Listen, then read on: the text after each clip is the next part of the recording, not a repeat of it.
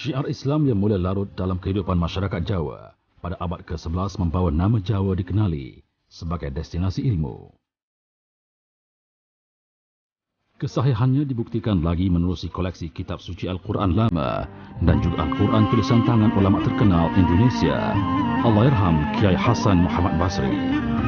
Kemudiannya ditambah lagi dengan penemuan beberapa buah kitab suci Al-Quran yang dipercayai telah dibawa masuk oleh pedagang-pedagang Arab sewaktu menyebarkan Islam kepada penduduk tanah Jawa.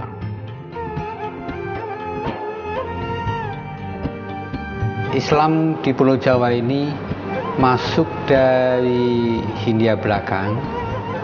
Ada juga sumber yang menyebutkan dari Timur Tengah melalui Malaka, kemudian ke pantai Banten, ke Cirebon, ke Semarang, ke Gresik dan seterusnya. Nah, ketika sampai di Jawa Tengah melalui pedagang-pedagang dari Hindia belakang, dari Malaka itu, waktu itu di Jawa Tengah masih ada kerajaan Demak.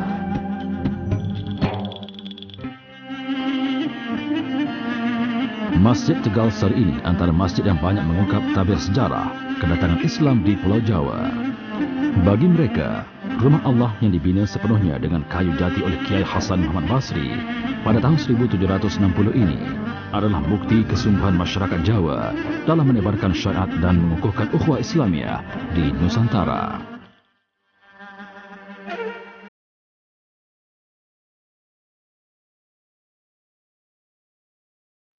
Kerana dalam setiap binaan yang membentuk Masjid Tegal Sari ini berdiri dengan makna, terutama 36 tiang yang menyokong bumbung tumpang adalah simbolik kepada jumlah Wali Songo, iaitu 9 orang wali memainkan peranan penting dalam mendirikan kerajaan Islam di Kepulauan Jawa.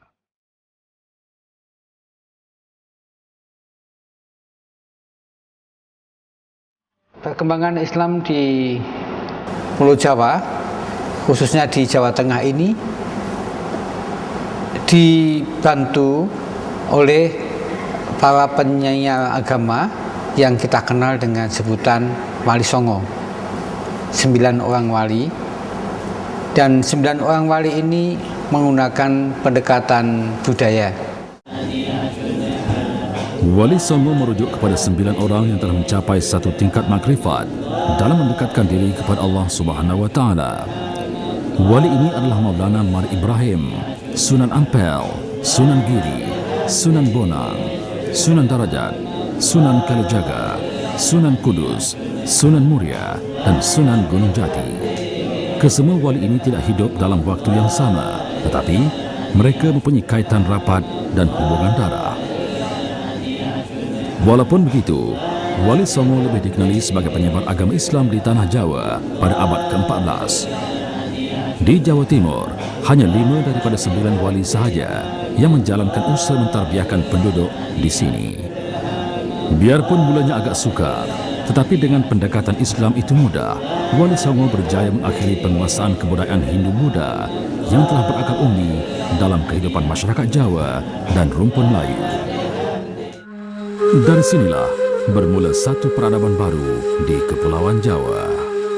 Sentuhan semangat yang ditebarkan oleh Wali Songo menjadi arah pedoman masyarakat Jawa ketika berada di perantauan. Dari Jawa Timur ke Sabak Bernam, masjid berbumbung tumpang menjadi bukti kekuatan hidayah yang digenggam. Kesannya kita dapat lihat di masjid ini yang dipanggil pada sekarang ini Masjid An-Nur.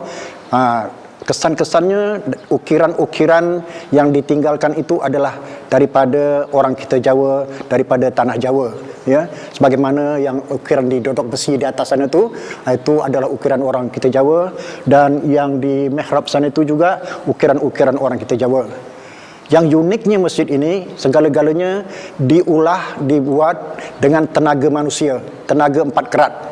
Cubalah anda bayangkan bagaimana caranya mereka membawa kayu ini datang ke sini. Sedangkan pada masa itu tidak ada satu kemudahan pun, jentera dan sebagainya. Lori ke, traktor ke, masa itu belum ada lagi.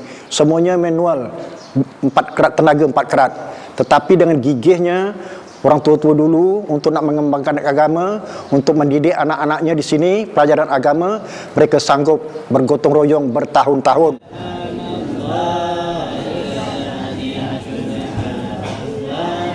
Jika di tanah Jawa ada pesantren, di Selangor pula kelompok perantau ini memperkenalkan sistem pengajian pondok.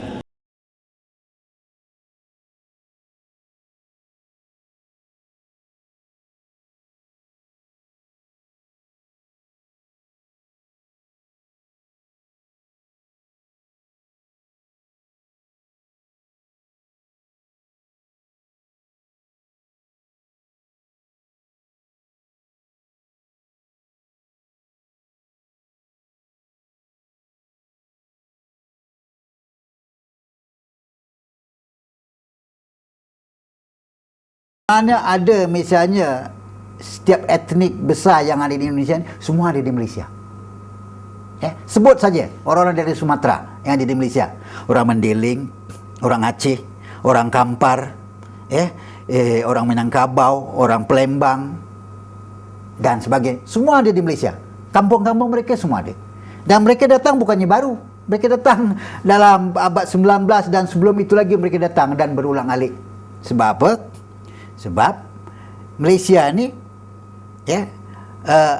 antara tempat-tempat yang sentiasa dikunjungi oleh pelbagai kaum dan juga bangsa dari peringkat seluruh dunia, apatah lagi daripada kalangan rumpun Melayu.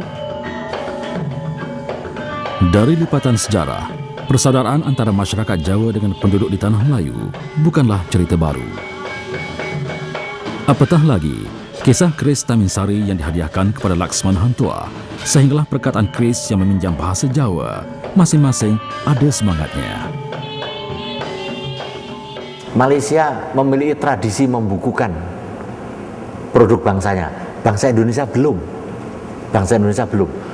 Ada buku dari Malaysia nyinggung soal keris, tetapi judulnya tentang wood, tentang kayu. Nah, itu buku ini bisa kita beli di sini.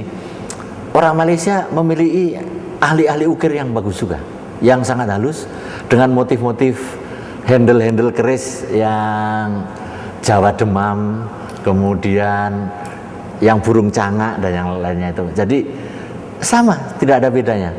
Dan itu membuktikan bahwa sejak zaman dulu sudah terjadi suatu hubungan diplomatik antar negara dengan saling memberikan hadiah. Ya.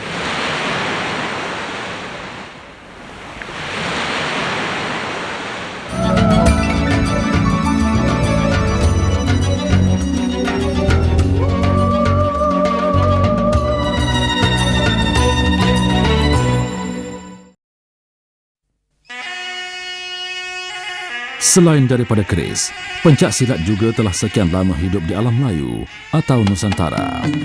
Meskipun tiada fakta kukuh dari mana cabang seni mempertahankan diri ini bermula, tetapi yang pasti setiap buah pukul dan seni tempur yang digerakkan tidak jauh berbeza dan juga tidak lapuk di hujan dan melekang di kerana panas mentari.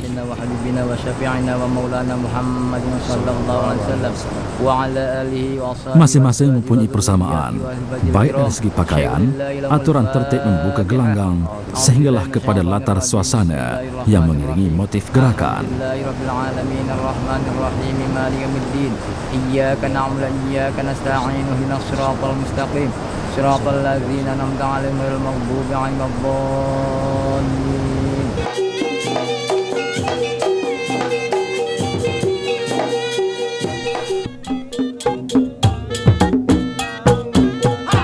Adalah menjadi lumrah untuk setiap kumpulan itu membawa adat istiadat, budaya, bahasa, makanan, dan juga aktiviti sosial.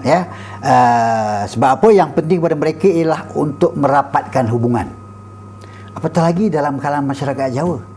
Masyarakat Jawa ini adalah salah satu daripada kumpulan etnik Melayu yang sangat menjaga keprihatinan tentang perkumpulan sesama mereka.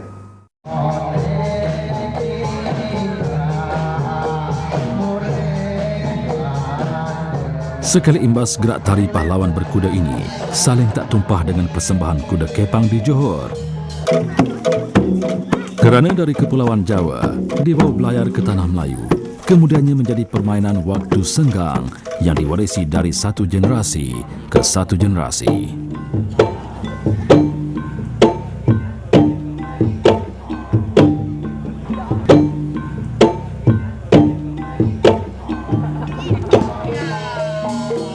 Walaupun berubah lokasi, namun isinya tetap sama kerana asal-usulnya dari tanah Jawa.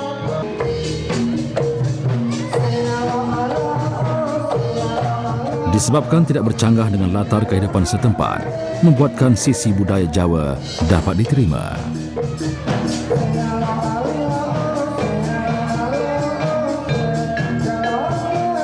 Orang Jawa itu terkenal dengan istilah sinkretisme, dan sehingga apa saja menjadi semua kultur yang masuk di Jawa selalu mendapatkan akulturasi, di mana kebudayaan Jawa yang sejak dari zaman Hindu, Buddha, animisme Hindu, Buddha, Islam dan kontemporer itu selalu memiliki sifat yang menyerap. Begitu juga dengan sajian makanan, nasi kepal, ayam panggang dan sayur lodeh masih menjadi hidangan utama masyarakat Jawa di tempat asal mereka. Cuma bezanya, setiap hidangan berdiri dengan maknanya, bukannya selera. Itulah jati diri Jawa Ponorogo yang masih dilingkari dengan adat dan budaya. Tradisi di Jawa itu penuh dengan simbolisme-simbolisme yang diekspresikan melalui berbagai kegiatan. Ada yang melalui kesenian, ada yang melalui upacara ritual, bahkan ada juga melalui makanan, sajian-sajian makanan seperti yang Anda tanyakan tadi. Misalnya dengan menggunakan nasi tumpeng, ya. Nasi tumpeng yang biasa dipakai untuk selamatan, untuk syukuran, itu bentuknya adalah seperti menara. Itu untuk menunjukkan makin tinggi itu dunianya makin penuh dengan kemuliaan. Seperti mana nasi kepal dan nasi tumpang yang mempunyai makna tersendiri, begitulah juga dengan hidangan tradisi Jawa, nasi ambeng di Malaysia. Dengan ayam masak kicap menjadi kepala hidangan, nasi berisikan beraneka jenis lauk dalam satu dulang besar ini sebenarnya mencerminkan tentang perjalanan hidup sebuah masyarakat. Kiasannya hanya dapat dirasai apabila 6 orang berkongsi makanan dalam satu dulang. Setiap kali nasi disuap, lauk dibahagikan sama rata, secara tidak langsung akan melahirkan semangat persaudaraan dan persepakatan dalam keluarga dan masyarakat. Tambah pula, dalam suasana hidup di rantau orang, hanya dengan nilai persaudaraan yang tinggi sahaja mampu menyuntik kekuatan kepada kelompok Jawa Ponorogo untuk meneruskan kehidupan di tempat baru.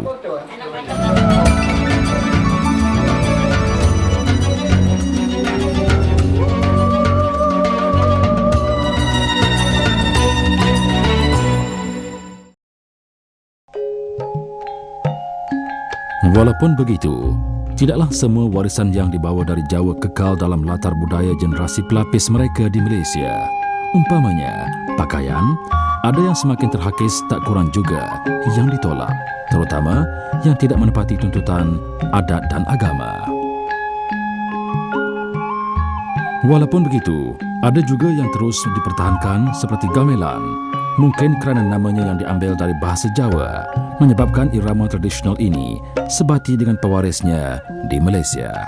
Di samping berkembangnya bahasa Jawa, juga berkembang kesenian-kesenian lokal Jawa yang dikembangkan oleh orang Jawa yang tinggal di sana, sehingga tidak aneh kalau di Malaysia itu juga berkembang, ada misalnya kesenian Kedah Kepang, ada kesenian Jalan Eblek, dan juga nyanyian-nyanyian berbahasa Jawa. Begitulah lenggok dan langgam wayang kulit Jawa yang juga dikenali sebagai purwa apabila dimainkan oleh anak keturunan Jawa di negara ini. Meskipun agak sukar difahami, tetapi watak dari pendawa Jawa yang disador dari epik Mahabharata masih digemari oleh golongan generasi terdahulu.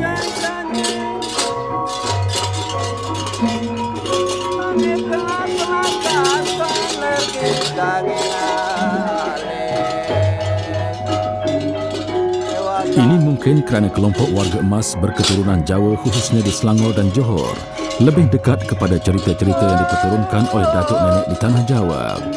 Rasa kecintaan terhadap nilai pusaka budaya yang dibawa oleh generasi terdahulu menyebabkan wayang Purwo terus hidup dan masih dipersembahkan kepada umum, terutamanya di negeri Johor dan juga Selangor, dan tidak mungkin hilang di telan zaman.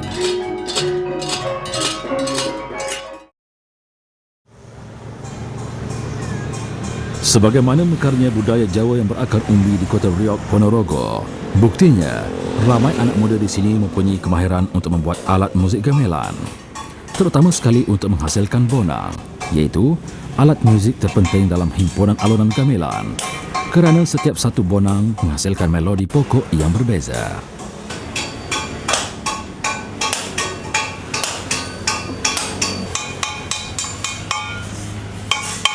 Di sinilah tingginya nilai kreativiti seorang pembuat bonang, kerana melalui hasil tangan anak muda inilah warisan dan budaya Jawa tersebar seantero dunia. Siapa sangka hanya bermodalkan dengan kepingan logam yang dilebur, nilai keringat ini dapat menghasilkan pelbagai jenis alat muzik tradisional yang unik dari segi bentuk, melodi dan fungsinya dalam kehidupan masyarakat. Itulah gamelan, seni warisan yang menjadi identiti dan telah menyatukan masyarakat Jawa yang tidak mungkin hilang biarpun diasak dengan muzik moden. Ketika orang Jawa, orang Indonesia, orang Malaysia sama-sama diserbu oleh kebudayaan Barat, tetap orang Malaysia atau orang Indonesia tetap memiliki suatu perlawanan yang bersifat kultural. Di Malaysia yang saya tahu, yang saya salut juga pada orang Malaysia adalah mereka mempertahankan kebudayaannya dengan kuat.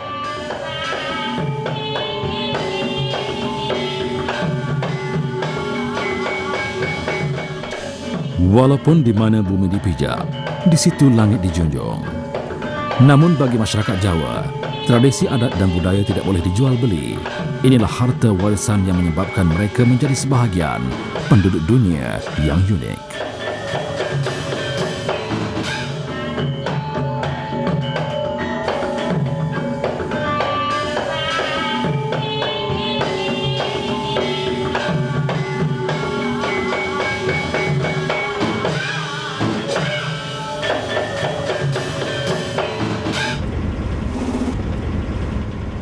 Unik bukan kerana hanya bersandarkan kepada budaya, tetapi juga amalan hidup dan pegangan agama.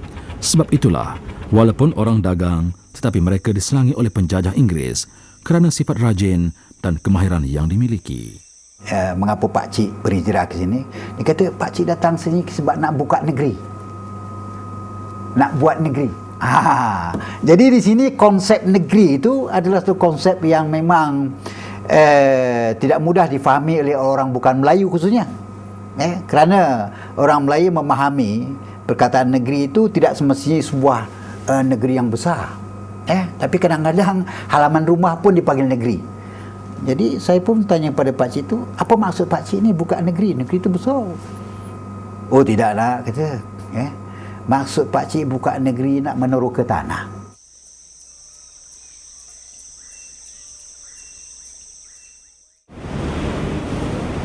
Biarpun ada pepatah mengatakan, hujan emas di negeri orang, hujan batu di negeri sendiri, lebih baik di negeri sendiri.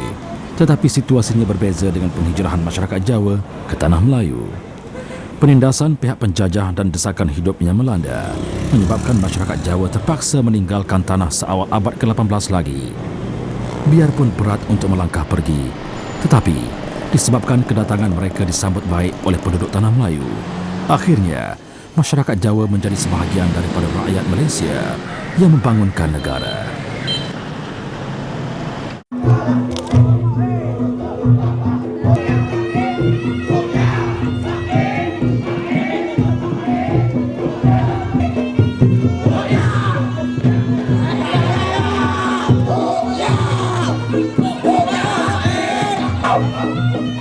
Why? Oh, yeah!